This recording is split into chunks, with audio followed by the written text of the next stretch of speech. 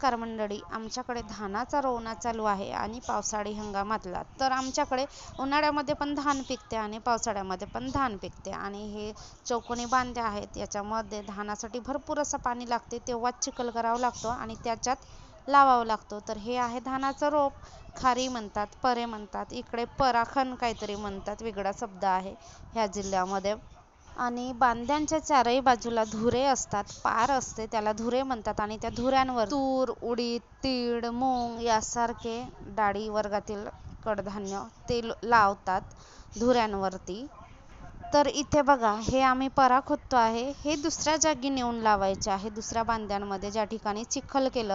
धानाची लावणी करायला पाण्याची जास्तीत जास्त आवश्यकता असते, म्हणजे पाणी चिखल करावा लागतो आणि चिखल करायला पाणी लागते. पण आता आमच्याकडे काय झालं, पावसाळ्यामध्ये उन्हाळा बघायला मिळतो, पाऊसच नाही पडत. त्याच्यामुळे बरेच लोकांचे जे वर थेंबाचे आहेत किंवा वरच्या पाण्यावरती अवलंबून आहेत, त्यांचे अजून रोवायलाच आहे. ज्यांच्याकडे पाण्याचे साधन आहे त्यांनी रोवणे पकडलेले आहेत. तर निसर्गसुद्धा बघा असं आहे. तर निसर्गाने आपणच निसर्गाचे चक्र बदलवले आहे. आणि तुम्हाला खरं सांगू ना, कष्ट करणे, शेती करणे, शेती म्हणजे कष्ट आलंच. पण आता कसं पारंपरिक ज्या पद्धती होत्या, बैलगाडीची किंवा नांगर बैलाची शेती, ती तर आता क्वचितच पाहायला मिळते. कारण बैल जोड्याच कमी झालेल्या आहेत आणि सगळं ट्रॅक्टरच्या आधारावरच शेती केली जाते. तरीसुद्धा शेतीमध्ये भरपूर कष्ट लागतो. आणि माझे आईवडील तर शेतकरीच आहेत आणि माझ्या आईवडिलांच्या ज्या वयीचे लोक आहेत शेतकरी, मला वाटते ती पिढी शेवटचीच असेल आता. म्हणजे 12ही महिने 12ही तास कष्ट करणारी पिढी ती शेवटचीच असेल. 1-2 दिवस मजा म्हणून, एन्जॉय म्हणून किंवा थोडीफार मदत म्हणून आपण करू शकतो, पण नेहमी करता शेती करणं म्हणजे खूप अवघड आहे, खूप कठीण आहे मैत्रिणींनो. आम्ही 2च दिवस आता लावायला गेलं तर इतका अंग दुखतो, सगळ्या मांड्या पोटऱ्या सगळं कंबरडं गिंबरडं सगळं मोडलं, खूप दुखतो आहे. पण आता जर का आम्ही सारखं सारखं गेलो तर नाही दुखणार. रोवण्याचं दुखणं 3 दिवस दुखते म्हणतात, त्याच्यानंतर कंटिन्युअसली आपण गेलं तर नाही दुखत. पण तरी पण आपण एवढं म्हणजे सारखं कष्ट नाही करू शकत, आपल्याच्याने ते काम नाही जमत. तर विचार करा, शेतकरी लोकांना किती कष्ट करावं लागतो त्यांना बिचाऱ्यांना, तरीसुद्धा त्यांच्या भावांना हमीभाव तर मिळत नाहीच नाही. पण आपण सुद्धा शेतकऱ्यांकडे भाजीपाला घ्यायला गेलो तर 1-2 पैशासाठी किती घासघीस करतो ना.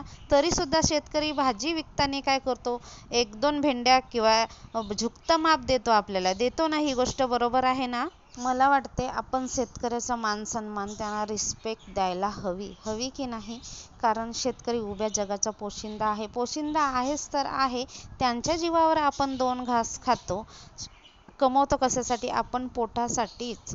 पण आपण जरी नोकरी करत असलो, जरी आपण पैशाने विकत घेत असलो, तरीसुद्धा ते पिकवणारे शेतकरीच असतात.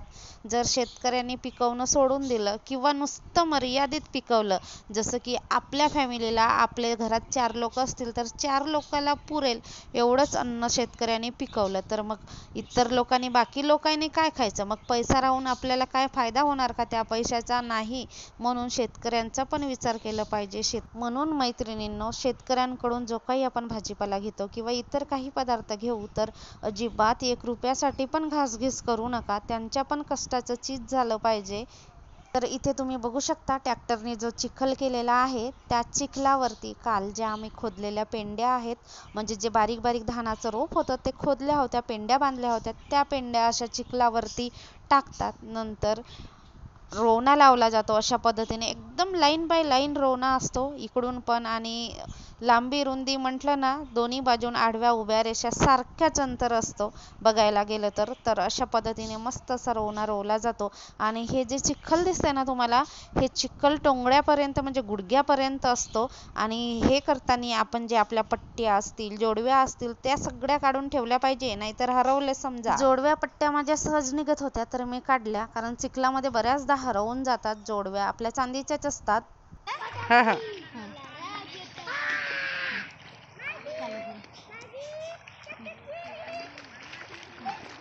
अवनीच्या मम्मीची पाठ कशी दिसते.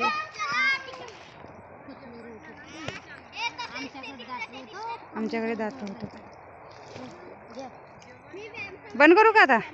नुसतं व्हिडिओ काढायला म्हणून मी मोबाईल घेऊन गेली होती आणि बाकी अंगावरून चिखल उडते रे. 5-6 बाया होत्या आम्ही लावायला, पण त्यांची पण फोटो वगैरे व्हिडिओ वगैरे काढायला बरोबर वाटत नाही, कारण त्यांना आवडेल नाही आवडेल मी काही त्यांना सांगितलं नाही तसं की माझं चॅनल आहे मी व्हिडिओ टाकते. काल पण नाही सांगितलं आणि आज पण नाही सांगितलं, कारण ज्यांना नॉलेज नसते ना त्यांना सांगितलं तर त्यांना वेगळंच वाटतं काहीतरीच.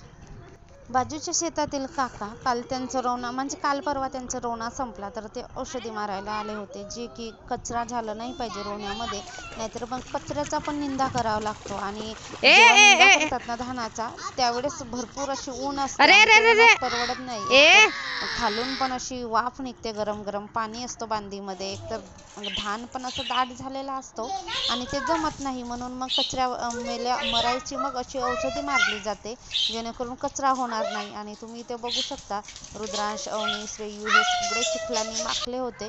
मग त्याला आणली मी रुद्रांशला, कपडे चेंज करून दिले आणि बघा ऊन तर भरपूर ऊन आहे, काय करायचं, खाली पण पाणी गरम आहे आणि वरून सूर्यदेव पण आग ओकत आहे, म्हणजे डबल गरमी आहे.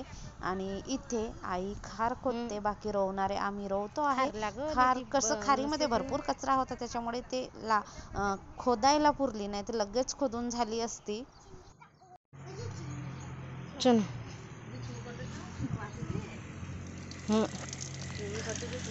तो करते. बाजार आहे, बाजार जावं लागलं आमच्या तिथं, नसे भाजीपाला. रोवता रोवता सोनपाखरू मिळाला होता. लहानपणी सोनपाखरू सोबत कोणी कोणी खेळलं आहे, आमच्याकडे सोनपाखरू असतो त्याच्यासोबत लहान मुलं आवडीने खेळतात, तर तो मिळाला होता. रुद्रांशला दिली तर रुद्रांशने मूठ सोडलं तर तो उडून गेला.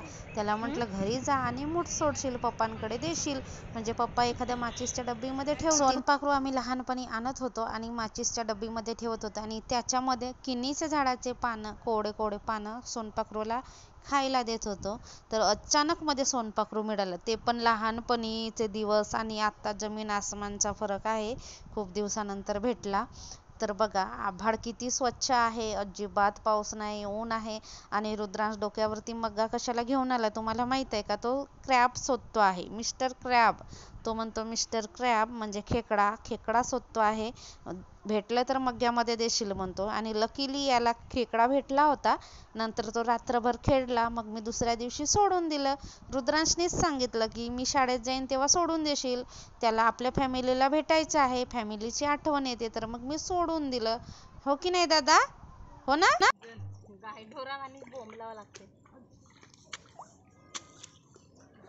किती ऊन निघले.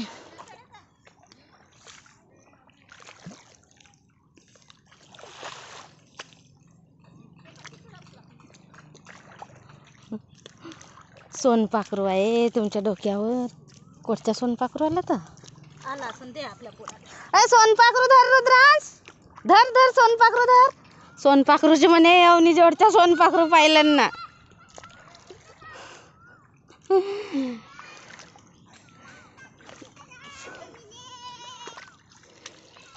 जल्दी जल्दी, हळूहळू ये, तिथून हळूहळू ये, तिथून ये, इथून ये ना गाढवा. धर, तुझ्या पप्पाकडे नेशील, धर. अरे मग्ग्यात नाही धरत, हातात धरशील, गुदगुद्या करल तुझ्या हाताले.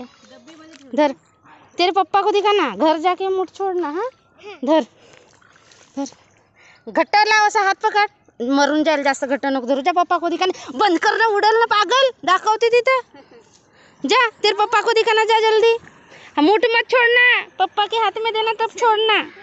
हाँ जा जा जा जा, नाही तर उडाल, मग बोंबलशील नको रे भाई. आणि आमचा आता रोवणं लावून संपला तर यांच्या 3च बांध्या होत्या आणि 3च बांध्या 6 बायांनी मिळून आम्ही लावल्या. तर लगेच झालं मला एका दिवसात 5:30 वाजेपर्यंत झालं. आता रोवणं झाल्यानंतर आमच्याकडे अशी पूजा केली जाते, गव्हाच्या ज्या घुगऱ्या असतात शिजवायचं, त्याच्या घुगऱ्या बनवायच्या, साखर, काजू बदाम, मनुका, खोबरा किस हे टाकून, दूध वगैरे टाकून मस्त अशी खिरीसारखी बनवतात आणि जे रोवायला येतात त्यांना पण देतात. खरं म्हणजे इथे पूजा करायला लागते, धान आणि ते याची काय म्हणतात गव्हाच्या घुगऱ्या लागतात आणि धान पूजा करायला नारळ फोडला जातो. धरती मातेची पूजा केली जाते, तिचं आभार मानलं जातं. रोवणं संपल्यावर आनंद व्यक्त केला जातो, याच्यासाठी म्हणून पूजा केली जाते. आधीच्या काळी आम्ही जेव्हा लहान होतो ना तेव्हा तर इतके चिखल खेळत होते रोवणा संपवायच्या दिवशी. आमच्याकडे तर रोवणा संपला त्या दिवशी चण्याच्या घुगऱ्या देतात, गव्हाच्या घुगऱ्या, लोऱ्या बनवतात, भात भाजी वगैरे. आणि जे कडण असते, चणे ज्या वेळेस आपण शिजवतो 2-3 वेळेस शिजवून त्याचा रस काढला जातो आणि त्या रसाची फोडणी देऊन मस्त असा आमटीसारखा कडण केला जातो आणि ते खायला म्हणून इकडचे तिकडचे सगळे मित्रमंडळी येतात, बोलवतात एकामेकाला. आणि ते कडण असते ना, काय भारी असते त्याची टेस्ट. तर त्यावेळेस रोवणा संपते त्यावेळेस पण बरेच लोक जेवले जातात. घरचे लोक त्यांच्या घरामध्ये जशी पद्धत असते पूजा करायची, तर रोवणा संपल्यावर तशी पूजा करतात. त्याच्यानंतर सगळ्या ज्या मजूर बाया असतात लावणाऱ्या, त्या सुद्धा पूजा करतात आणि मस्त असा खांबला फेकला जातो. खांबला म्हणजे काय, तर जे हिरवे आपण धान लावतो, पेंड्या, गवताच्या पेंड्या, त्याचं जे रोप असते ते असा सडकवला जातो. इकडे मागे फेकतात, मागे समोर तोंड करतात आणि मागेच्या हाताने बघत नाही खांबला फेकताना. आमच्याकडे असं नाही, सरळ राहतात उभे आणि समोरूनच खांबला फेकतात. तर यांच्याकडे थोडीशी पद्धत वेगळी आहे. काही अंतरावर तर पद्धती, चालीरीती हे सगळेच बदलतात. त्याच्यानंतर रोवणा संपल्यानंतर काही ना काहीतरी नाश्ता दिलाच जातो, कंपल्सरीच झाला. रोवणा संपला आणि रोवणा संपल्यानंतर नाश्ता वगैरे काहीतरी देतात. तर याने समोसे जिलेबी आणले. नाश्त्याचे जे काही प्रकार असतील वेगवेगळे, ते कोणी काय काय आणत असतो. समोसे जिलेबी दिला यांनी एक आणि रुद्रांशच्या पप्पांसाठी पण दिलं आई वगैरेने. आणि ह्या आहेत गव्हाच्या घुगऱ्या. तर याच्यामध्ये काजू, बदाम, किसमिस हे पण टाकलेलं आहे आणि मस्त अशा गव्हाच्या घुगऱ्या. तर रोवणा संपल्यावर ही जी खीर असते, गव्हाची खीर म्हणजे घुगऱ्या असतात, गव्हाच्या घुगऱ्या असतात, लोऱ्या असतात, चण्याची चटपटी असते, चण्याचं कडण असते. तर अशा पद्धतीचं रोवणा संपल्यावरच्या दिवशीचं जेवण असते. आमच्या घरी तर असते, माझ्या आईकडे लोऱ्या असतात, मोहाच्या रसाच्या बनवतात, ते राप काढून लोऱ्या असतात, गव्हाच्या घुगऱ्या असतात, चण्याच्या घुगऱ्या असतात. परत चण्याचे जे पाणी शिजतो त्याचं पाणी काढून कडण बनवतात. ते कडण तर भयंकर टेस्टी असते, बापरे. ते तर आमच्याकडे मग कसं, ज्यांचं रोवणा संपलं त्यांच्या घरी कडण, उसळ, घुगऱ्या खायलाच याच्यासाठीच जातात सगळे, ज्यांना जायचं ते. तर अशा बनवतात.